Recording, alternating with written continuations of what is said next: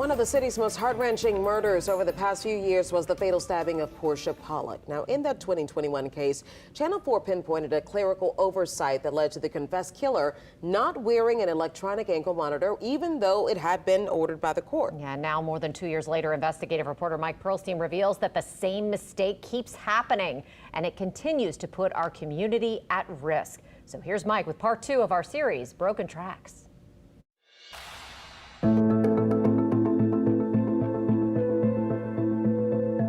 We got to fix this. That was former New Orleans City Council member Jay Banks 2 years ago on the sequence of mistakes that put career criminal Brian Andre back on the street after posting bail, but without his court-ordered electronic ankle bracelet.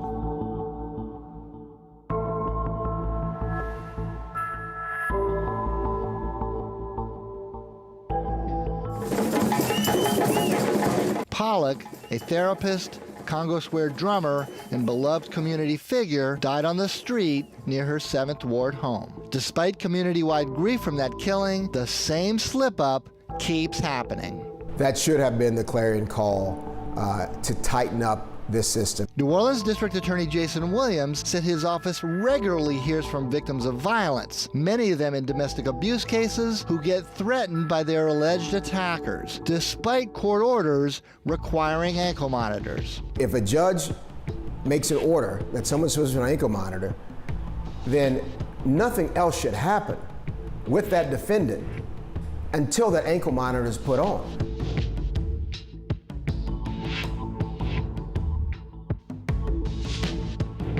She gets calls from domestic violence survivors who say, wait a second, he's on my block.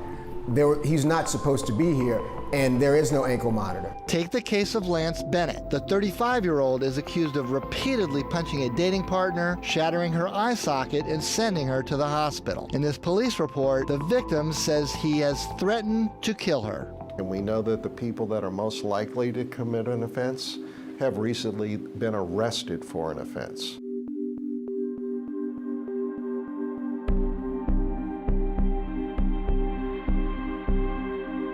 That was ordered for Bennett. After he was booked with second-degree battery, a magistrate commissioner set his bail at $40,000 with monitoring. For extra protection, the commissioner ordered a key fob for the victim that sounds an alarm if the defendant comes anywhere nearby.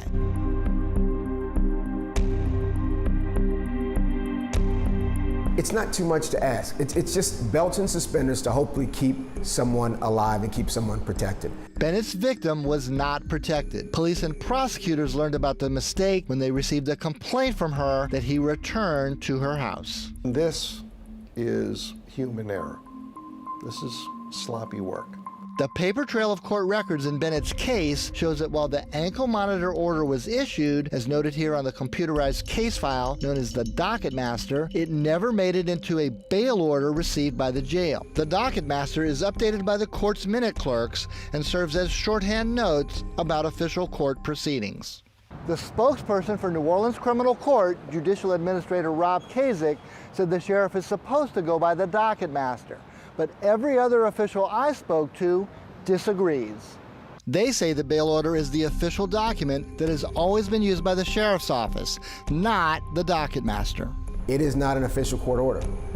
It is a repository of information, and there is nothing in the code that tells someone to refer to docket master. The bail order is the controlling document. In a statement, Sheriff Susan Hudson, herself a lawyer, wrote, quote, "We do not deviate from what is written on the court order. We also do not follow what is in the docket master, as that is not a binding legal document." Lawyers have been killing trees for a number of years.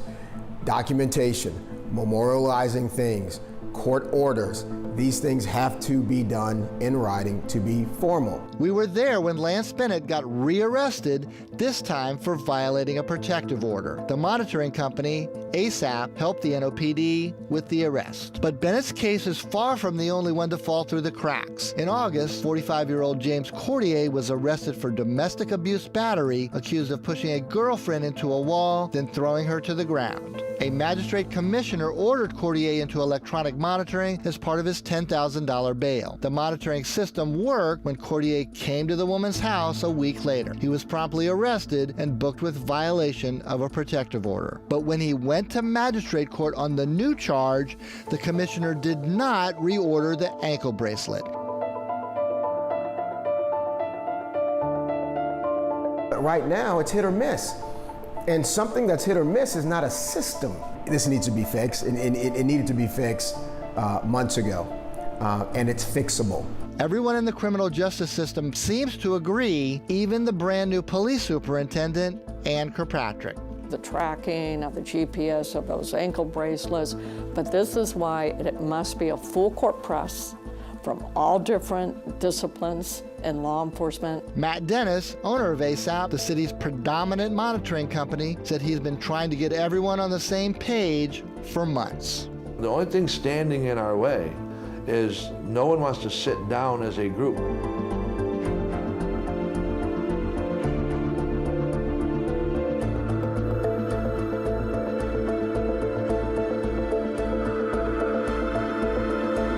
Mike Perlstein, Eyewitness News.